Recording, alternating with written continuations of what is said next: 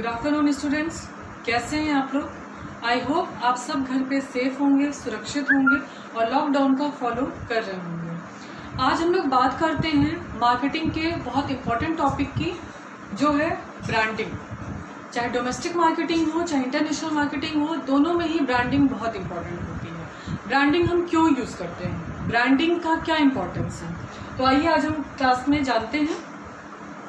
Branding का मतलब होता है अपने प्रोडक्ट को पहचान दिलाना। हम वो पहचान कैसे दिलाएंगे? जब हम लोग मार्केट में प्रोडक्ट परचेज करने जाते हैं तो हमको सेम प्रोडक्ट अलग अलग कंपनी के देखने को मिलते हैं, तो हम कैसे आइडेंटिफाई करें कि प्रोडक्ट कौन सा अच्छा है, कौन सी कंपनी का बेहतर है, उनको हम आइडेंटिफाई कैसे करेंगे, अलग कैसे करेंगे, पहचानेंगे कैसे?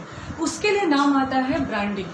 हर कंपनी अपने प्रोडक्ट को आइडेंटिफाई करने के लिए, अलग से पहचान दिलाने के लिए उसकी ब्रांडिंग करती है। ब्रांडिंग में लोग अलग से प्रोडक्ट के लिए कोई नाम, कोई लोगो या अलग से कोई चिन्ह का इस्तेमाल करते हैं। तो ब्रांडिंग के दौरान हम हर अलग अलग कंपनी के प्रोडक्ट को आइडेंटिफाई कर सकते हैं। आज मार्केट में कंपटीशन बहुत ज़्यादा है। मार्केट में बहुत ज़रूरी है कि हम अपने प्रोडक्ट को पहचान दिलाएं, अपने प्रोडक्ट को अलग से पहचान दिलाएं। कस्टमर को ये ना पूछना पड़े कि कौन सी कंपनी का कौन सा प्रोडक्ट है या कौन सा ब्रांड है। ब्रांड के नाम से भी उनको याद आ जाना चाहिए कि ये प्रोडक्ट इस ब्रांड का है और इसमें ये पर्टिकुलर फीचर्स हैं। तो ब्रांड को तुरंत पहचानना, उस प्रक्रिया को हम क्या बोलते हैं? Product identification. अब प्रोडक्ट आइडेंटिफिकेशन के कौन कौन से रूप होते हैं, कौन कौन से फॉर्म्स होते हैं? पहला है ब्रांडिंग एंड ट्रेडमार्क। जैसे ही हम अपने प्रोडक्ट को पहचान दिलाने के लिए उसकी ब्रांडिंग करते हैं, ब्रांडिंग मीन्स अलग से कोई स्पेशल लोगो, कोई अलग नाम, तो उसको हम क्या कहते हैं? ब्रांडिंग कहते हैं। अब यहाँ पर दो नाम लिखे हैं, ब्रांडिंग और ट्रेडमार्क। अब इन दोनों में डिफरेंस क्या है? जब हम अपने प्रोडक्ट को आइडेंटिफाई करने के लिए अलग से उनको कोई नाम देते हैं तो उसको ब्रांडिंग कहते हैं, और उस नाम को कोई भी मैन्युफैक्चरर, कोई भी प्रोड्यूसर यूज कर सकता है और हम उनको क्लेम भी नहीं कर सकते हैं।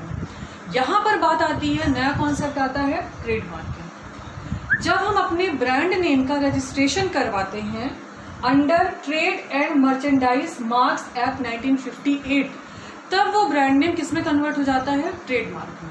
अब उस नाम को कोई भी दूसरा मैन्युफैक्चरर, कोई भी दूसरा प्रोड्यूसर यूज नहीं कर सकता है। इसीलिए ब्रांडिंग का रजिस्ट्रेशन करवाना बहुत जरूरी है। जब तक हम उसका रजिस्ट्रेशन नहीं करवाते हैं तब तक ब्रांड नेम हमारा सिक्योर नहीं होता है और कोई भी उस नाम से अपने प्रोडक्ट की मार्केटिंग कर सकता है। ठीक है। दूसरा है प्रोडक्ट की पैकेजिंग। प्रोडक्ट की पैकेजिंग बहुत जरूरी है। क्यों जरूरी है? जब हम प्रोडक्ट को बनाते हैं और उनकी पैकिंग करते हैं तो हम ये चाहते हैं, और कस्टमर भी हमारा यही चाहता है, कि प्रोडक्ट पूरी सेफ्टी के साथ उनके साथ घर तक पहुंचे। वो कैसे पहुंचेगा?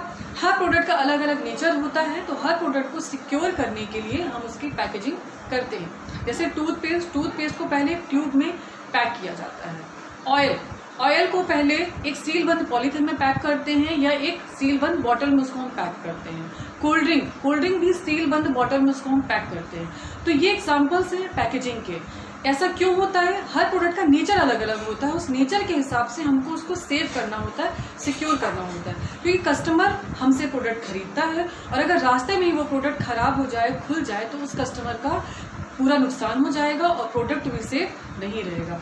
इसीलिए ब्रांडिंग के बाद बहुत ज़रूरी होता है कि हम पैकेजिंग पर ध्यान दें। अब लेबलिंग का मतलब होता है, आप लोग प्रोडक्ट जब भी खरीदते होंगे तो उसमें देखते होंगे प्रोडक्ट के नाम के नीचे लेबलिंग की रहती है। लेबलिंग में प्रोडक्ट के बारे में पूरी इन्फॉर्मेशन, कंपनी का नाम, उसमें इंग्रेडिएंट्स कौन कौन से डले हैं, मैन्युफैक्चरिंग डेट, एक्सपायरी डेट, ये सारी चीज़ें उसमें मेंशन होती है।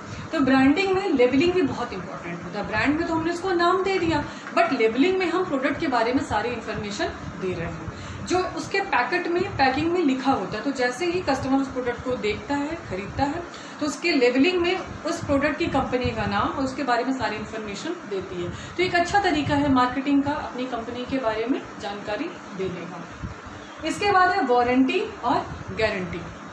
वारंटी और गारंटी दोनों ही आफ्टर सेल सर्विसेज में आती हैं। जैसे ही हमने प्रोडक्ट को सेल कर दिया, कस्टमर ने खरीद लिया, अब वहाँ पर शुरुआत होती है आफ्टर सेल सर्विसेज की। जो काफ़ी महंगे इलेक्ट्रॉनिकल आइटम्स होते हैं उनको घर तक पहुँचाना, आफ्टर सेल सर्विसेज देना, गारंटी देना, वारंटी देना, रिप्लेसमेंट देना, तो ये सारी चीज़ें हम अपने हिसाब से देते हैं और ये बहुत इंपॉर्टेंट होती है इलेक्ट्रॉनिकल आइटम्स में। बिना आफ्टर सेल सर्विसेज के उस प्रोडक्ट का कोई मतलब नहीं रहता है, प्रोडक्ट की मार्केटिंग अधूरी रहती है। प्रोडक्ट की मार्केटिंग को पूरा करने के लिए ज़रूरी है कि हम अपने कस्टमर्स को प्रोडक्ट्स के साथ वारंटी और गारंटी भी प्रोवाइड करें। अब इसके बाद है ब्रांड एंड ट्रेडमार्क में डिफरेंस क्या होता है। मैंने ऊपर ही आपसे बताया था ब्रांडिंग और ट्रेडमार्क क्या होता है।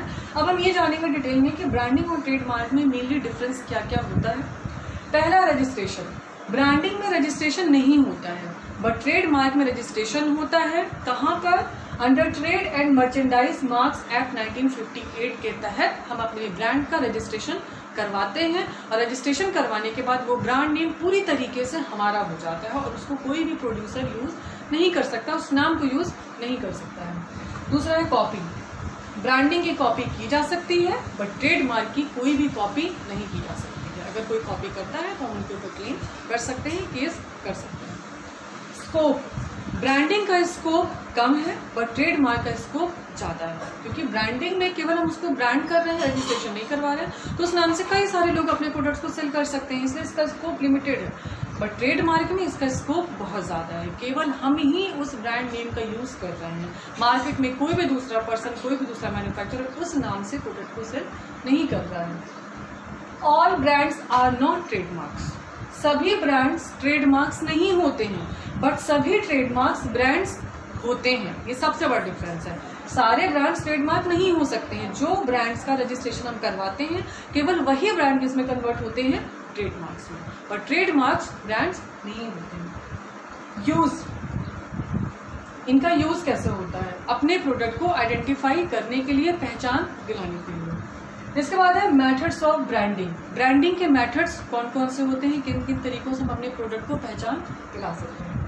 पहला, on the name of manufacturer. जो प्रोड्यूसर होता है, जो मैन्युफैक्चरर होता है, वो अपने नाम से ही प्रोडक्ट की ब्रांडिंग कर सकता है, प्रोडक्ट को अपना नाम दे सकता है। दूसरा, कोई स्पेशल नेम। जैसा प्रोडक्ट का अलग अलग नेचर होता है तो उस नेचर के हिसाब से भी हम प्रोडक्ट को अलग अलग नाम दे सकते हैं ब्रांड्स में। इसके बाद है स्पेशल मार्क। स्पेशल मार्क में अपने प्रोडक्ट के नाम के साथ साथ कोई स्पेशल लोगो, कोई स्पेशल चिन्ह, कोई स्पेशल मार्क के साथ भी हम अपने प्रोडक्ट को पहचान दिला सकते हैं।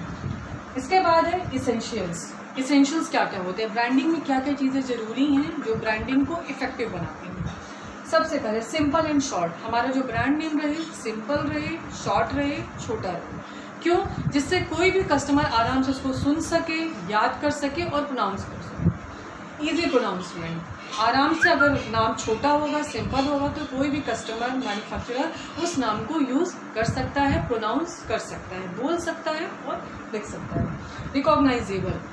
आराम से हम उस प्रोडक्ट को पहचान सके। जब लोगो होता है, जो लोगो होता है उस लोगो को हम उस चिन्ह से पहचान सके, प्रोडक्ट को आइडेंटिफाई कर सकें। जैसे आपके कॉलेज का भी एक लोगो है जो आपके यूनिफॉर्म में लगा रहता है, जो आपको बाकी दूसरे कॉलेज के स्टूडेंट से अलग करता है।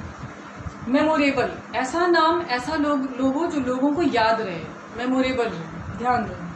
टाइमली। समय के अनुसार, जो जैसा समय चल रहा है समय के अनुसार ही हम ब्रांड नेम करें, ना बहुत पुराना ना बहुत नया नाम हम ब्रांडिंग में यूज कर सकते हैं। अट्रैक्टिव। ब्रांडिंग हमेशा अट्रैक्टिव होनी चाहिए, जो लोगों को अट्रैक्ट करे, इजीली अट्रैक्ट कर सके और लोग उस सामान को खरीदें। इसके बाद है इकोनॉमिकल। इकोनॉमिकल इसमें इसलिए है क्योंकि अगर हम लोकल प्रोडक्ट को सेल करने जाएंगे तो हमको उस प्रोडक्ट की एडवर्टीजमेंट में, सेल्स प्रमोशन में, डायरेक्ट सेलिंग में बहुत पैसा खर्च करना होता है। लेकिन ब्रांडिंग में काफ़ी हद तक हम प्रोडक्ट को एडवर्टीज कर चुके होते हैं, इसलिए ब्रांडिंग हमारे लिए काफ़ी इकोनॉमिकल होता है। बार बार प्रोडक्ट को एडवर्टीजमेंट करने में हमें पैसा नहीं खर्च करना पड़ता है। इसके बाद है रजिस्ट्रेशन के बारे में मैं आपको बता चुकी हूँ कि ब्रांडिंग का रजिस्ट्रेशन हम करने के बाद वो किस में कन्वर्ट हो जाता है? ट्रेडमार्क में। और सभी ब्रांड्स ट्रेडमार्क्स नहीं होते हैं बट सारे ट्रेडमार्क्स ब्रांड्स होते हैं। अब इसके बाद हम जानेंगे लास्ट में इम्पोर्टेंस, ब्रांडिंग की इम्पोर्टेंस, ब्रांडिंग के महत्व क्या होते हैं, ब्रांडिंग क्यों इम्पोर्टेंट है। पहला, प्राइस कंट्रोल। हम अपनी ब्रांडिंग से अपने प्रोडक्ट के प्राइस को कंट्रोल कर सकते हैं। आपको ध्यान होगा जब भी आप मार्केट जाते हैं तो जितने भी ब्रांडेड प्रोडक्ट्स होते हैं, आप किसी शोरूम में जाते हैं तो वहाँ पे आप बार्गेनिंग नहीं करते हैं। क्यों? क्योंकि जितने भी ब्रांडेड प्रोडक्ट्स हैं उनकी प्राइस फिक्स रहती है। तो आप प्राइस को भी यहाँ पर कंट्रोल कर पा रहे हैं, ना बहुत ज़्यादा है ना कम हो रहा है। इसके बाद है मार्केट कंट्रोल। आप मार्केट को भी कंट्रोल कर रहे हैं अपने ब्रांड नेम से, अपने ब्रांड को पहचान दिलाकर, अपने प्रोडक्ट को आइडेंटिफाई करवाकर। फिर है incentive to repeat sales. Branding से बार बार सेल्स को बढ़ाने के लिए हमको एफर्ट नहीं लगाना पड़ता। एक बार हमने प्रोडक्ट को बनाया, उसको हमने ब्रांड नेम दिया, उसका हमने रजिस्ट्रेशन करवाया, तो बार बार सेल्स के लिए हमको लोगों से बात नहीं करनी पड़ती, एडवर्टीजमेंट नहीं करना पड़ता, सेल्स प्रमोशन नहीं करना पड़ता। तो सेल्स हमारी आराम से बढ़ती रहती है, प्रॉफिट हमारा बढ़ता रहता है, प्रॉफिट का वॉल्यूम हमारा बढ़ता रहता है। Saves from competition. आप लोग जानते हैं कि इस समय मार्केट में कंपटीशन बहुत ज़्यादा है, प्रतियोगिता बहुत ज़्यादा, कट थ्रोट कंपटीशन चल रहा है। जो प्रोडक्ट हम सेल कर रहे हैं वही प्रोडक्ट कई सारे कॉम्पिटिटर्स, कई सारे कंपनी वाले उसको सेल कर रहे हैं। प्रोडक्ट सेम है लेकिन हर कंपनी वाले अपने प्रोडक्ट की ब्रांडिंग किए हैं, जिससे उनको एक अलग पहचान मिल रही है, अलग फीचर्स, अलग स्पेसिफिकेशन। तो कंपटीशन से भी हमारे ब्रांड नेम को एक हद तक हेल्प मिलती है और कंपटीशन पे हम बने रहते हैं, हमारा कॉम्पिटिटर हमारे ऊपर हावी नहीं हो पाता है। इसके बाद है इजी अवेलेबिलिटी ऑफ मिडिलमैन। जब हमारी ब्रांडिंग को अच्छे से पहचान मिल जाती है तो इंटरमीडियरीज, मध्यस्थी या मिडिलमैन अवेलेबल हमको आराम से हो जाते हैं। बार बार उसके लिए भी हमको परेशान नहीं होना पड़ता है, जिसके द्वारा हम एज अ डिस्ट्रीब्यूटर लोगों तक अपने सामान को, अपने प्रोडक्ट को विद वेल ब्रांड नेम पहुंचा सकते हैं टाइम पर। क्योंकि टाइम निकल जाने के बाद अगर वो प्रोडक्ट कस्टमर तक पहुंचता है तो फिर उसका कोई मतलब नहीं रहता है। एंड लास्ट है economy in promotional expenses. Promotion में हमारा बहुत ज़्यादा खर्चा नहीं होता है क्योंकि ऑलरेडी हमारा ब्रांड नेम है, तो उसके लिए हमें बार बार परेशान नहीं होना पड़ता है। लोग हमारे ब्रांड नेम को, लोग हमारे प्रोडक्ट को अच्छे से पहचानने लगते हैं। ईजी होता है उनको अट्रैक्ट करना, ईजी होता है उनको मोटिवेट करना कि वो लोग हमारे प्रोडक्ट को खरीदें। That's all about today. I hope आज का लेक्चर आपको समझ में आया होगा ब्रांडिंग के बारे में। नेक्स्ट लेक्चर में हम पैकेजिंग के बारे में बात करेंगे। Thank you.